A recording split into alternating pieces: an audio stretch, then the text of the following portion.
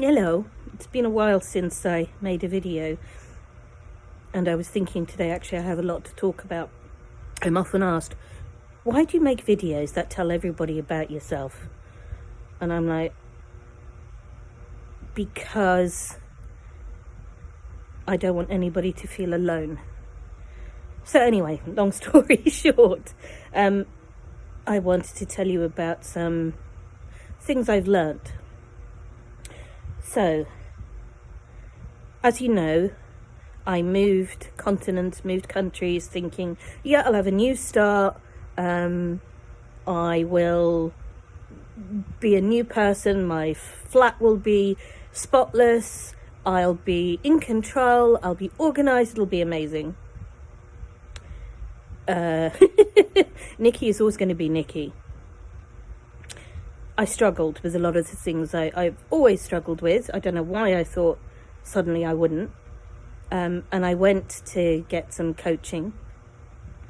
And within the first 10 minutes of being with this absolutely delightful, colourful, intelligent woman, she came out with the question, have you ever thought that you've got ADHD? I thought, well, kind of thought about it. I've read stuff about it. There's been this explosion in people being finally diagnosed, particularly women. But I thought, I've seen so many different people. They've told me what my particular situation is. I thought, okay, I'll look into it. So I had an appointment and was asked lots of questions, burst into tears, cried an awful lot, because it just brought up all of the things that I perceived as my failures. The lack of time focus, the inability to do really simple tasks that would take 5 minutes, that leave me frozen for hours. Anyway, after a lot of crying, the outcome was, if we have ADHD from here to here, well, you're here. I went, oh. And then the question was, do you want to try, various therapies and things? I was like, yep, I think so, yep. I then went home and read up on ADHD. Now, if you know ADHD, there's such a thing as a hyperfocus. The label attention deficit is a bit crap. It's not that you have a deficit of attention. You have too much, and you're not always able to decide where to focus that attention.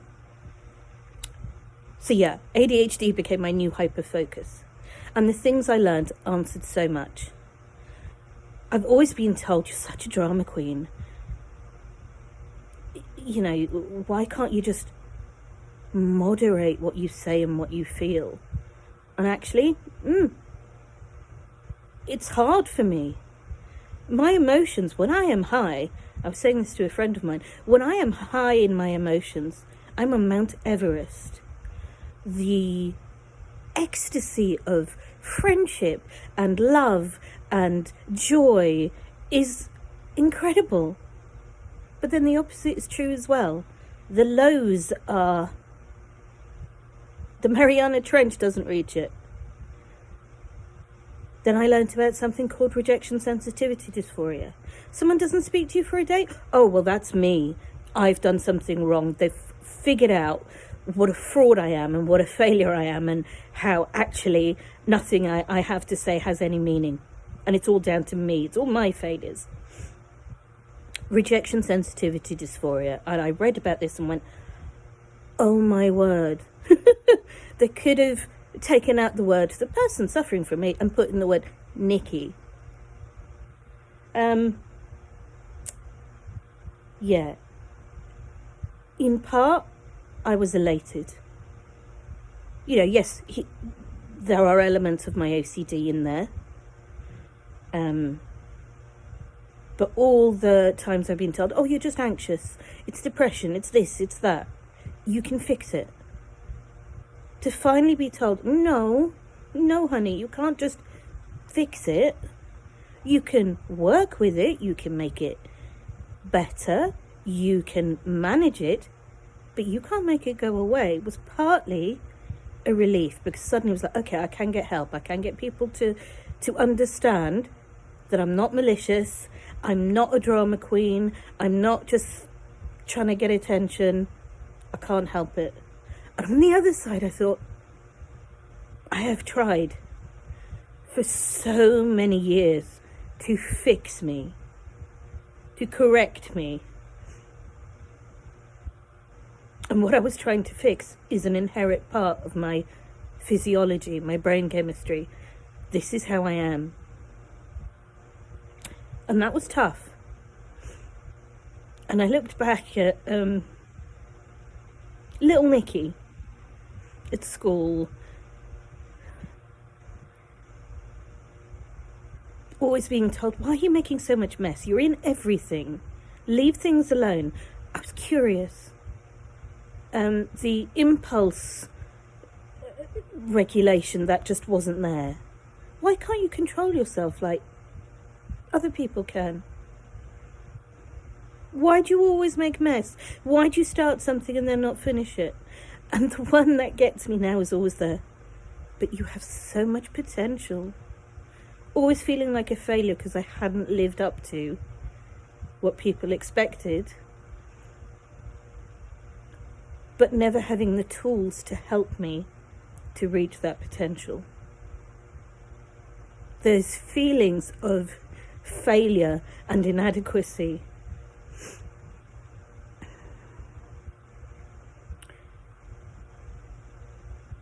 I remember being told by a friend how exhausting it was to be in my company.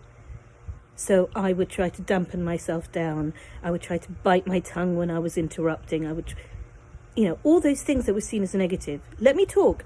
It's like, I'm really sorry. I don't mean to interrupt. I'm just so excited by what we're talking about that my brain is ahead of itself. What mood are you in today, Nikki? Are you high or low? It's like, immediately, oh, right, okay. It's not good to be high, but I can't be low, so I have to hide everything. Ugh. I just wanted to please.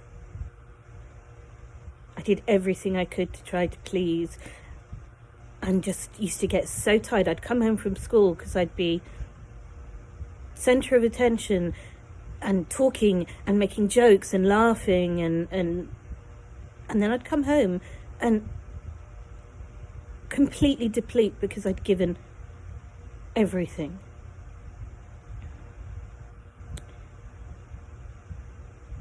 My fears. My dad went to my grandmother's funeral.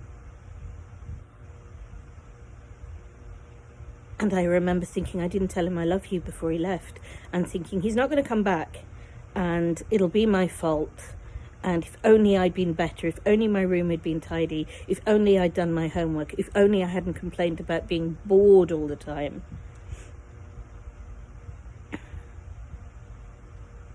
As an adult in relationships, it was always, you always start a fight, you're always too loud. I wasn't aware I was too loud. I wasn't doing it on purpose, but I probably was. And now I understand that, yeah, it probably was difficult to talk to me when things were a bit heated. I didn't know. I didn't mean it.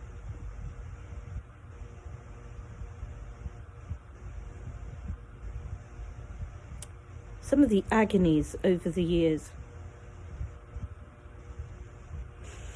Every job I've ever had, I've always been told, you care too much. You're too kind. You're too nice. It essentially always boils down to the you're too much or not enough.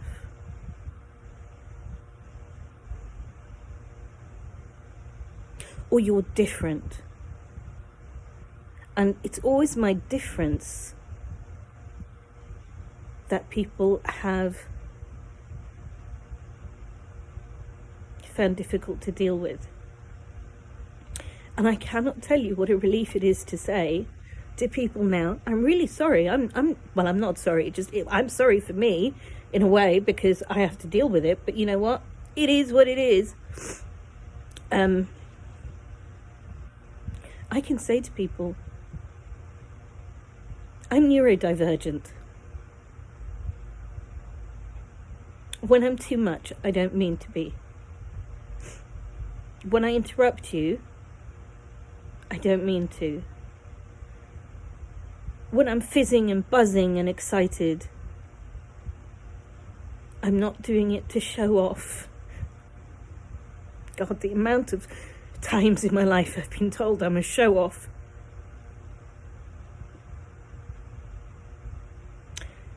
I can say I'm neurodivergent. There is a difference in how my brain works and how it uses the chemicals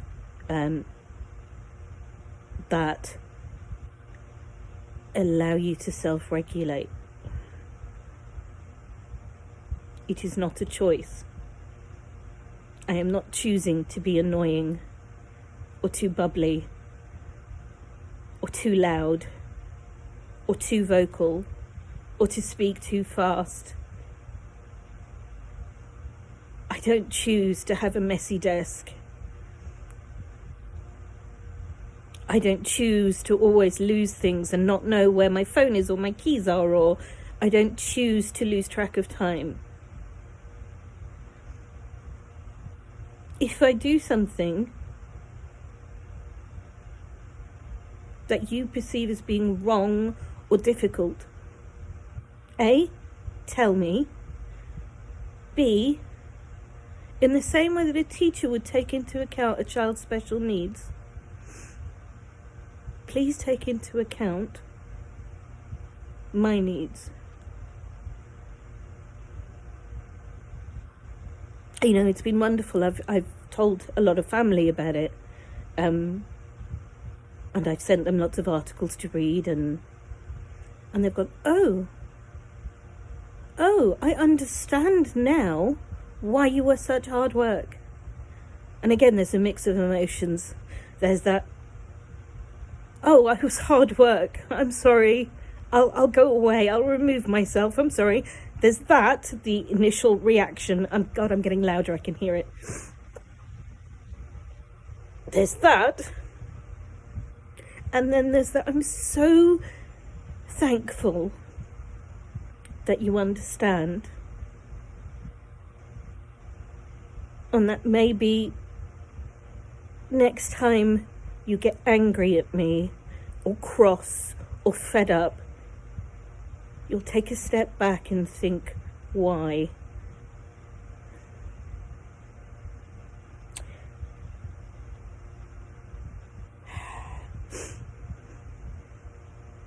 I have some really lovely, wonderful friends who celebrate the fact that I jump from subject to subject. One of my dearest friends calls me the queen of non sequiturs. And he used to really piss people off. They'd be like, you go from this subject to this subject. Why? And I've now discovered that it's not just me. So in my head, I'll have said this, and then this will have made me think of that, which made me think of that, and but that relates to that, which then, oh, my nails are filthy as well. Sorry. I'll try to stick to the subject. To that. Oh, but that means that. But all I vocalize is this and this. I can see that. They can't. They're like, can't you just stick to a subject? I am in my head.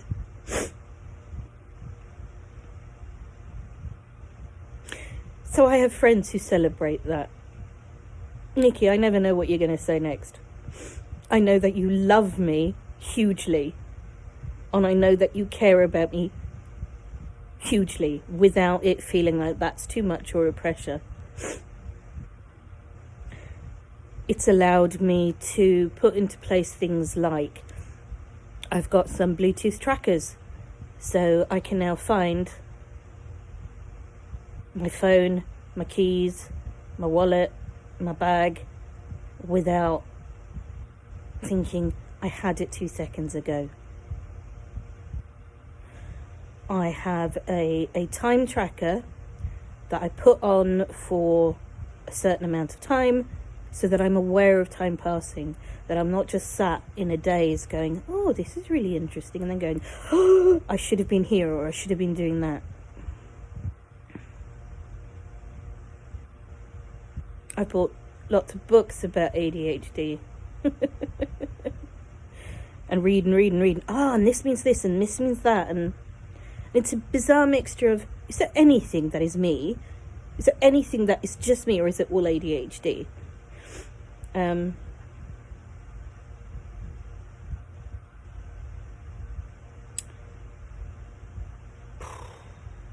It's been hard. I wish I'd known years and years ago. It was always discussed when I was at school, but at the time there wasn't a lot you could do, and there was very little understanding, so I was never told about it. I wish the mental health professionals I'd seen had gone, you're obviously ADHD, so I wouldn't have felt like such a complete failure, and that no matter how hard I tried to mitigate the things that I saw was wrong with me, I didn't get anywhere. But you know, I'm just so grateful to have a diagnosis now. I am so grateful to know that there are tools that will help. I am grateful to know that no matter how hard I work, it's not going to go away. Because every time I worked hard and things didn't go away, I felt like a failure and that I hadn't worked hard enough. And believe you me, I have worked hard. It allows me to tell people these are things that might annoy you about me.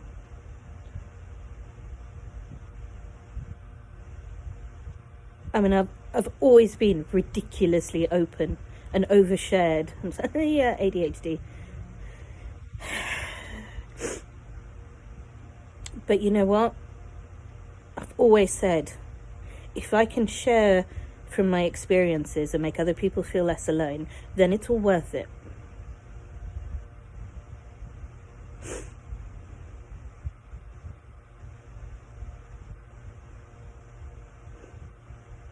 It's tough knowing I'm too much. It's tough knowing that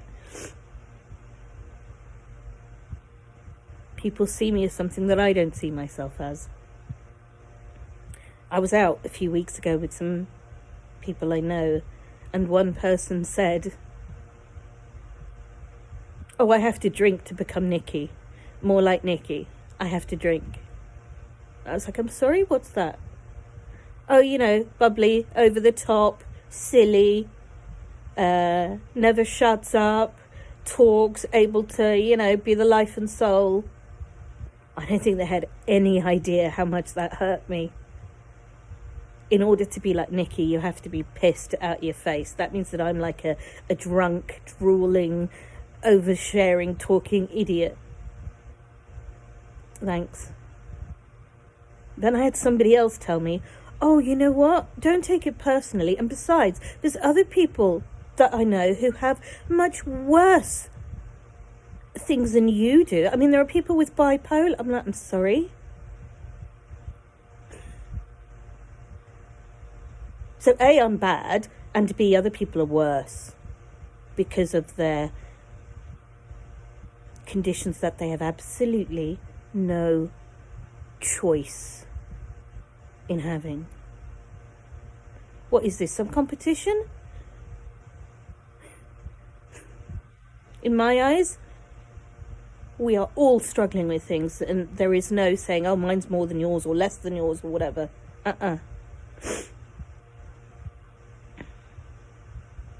You know, I can see on people's faces where they're like, oh my God, does she ever shut up? And I bite my tongue and I bite my lip and I'm quiet. Or I'm desperate to take part in a conversation, but I hold my mouth shut.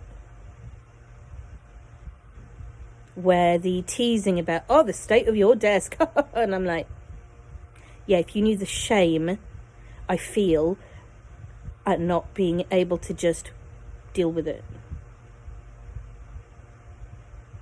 But reading about things like the freeze you get when you have something you have to do. It's not that I lack willpower. It's not that I lack motivation. It is not some inherent character flaw.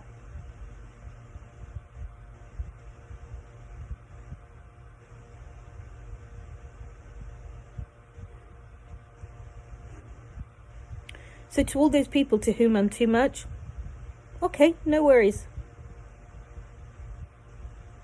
To all those people who just see the mess and the whirlwind, okay. But to those people who care about me, who care to learn about it, who care to help me, I'm grateful and I thank you.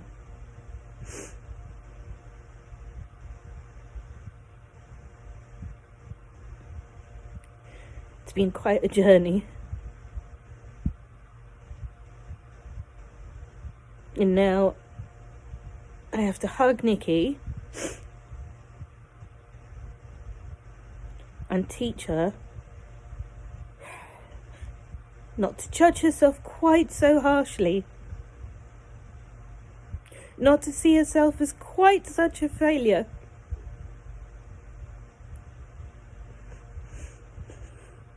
Not to blame herself quite so much. Not feel like a disappointment. Not think of the what ifs. But no, I both have, do, and will always try my best. And rather than seeing all those things as flaws and failures, thinking,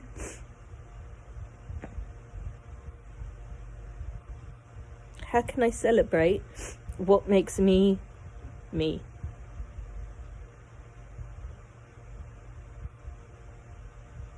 If you know someone who's neurodivergent,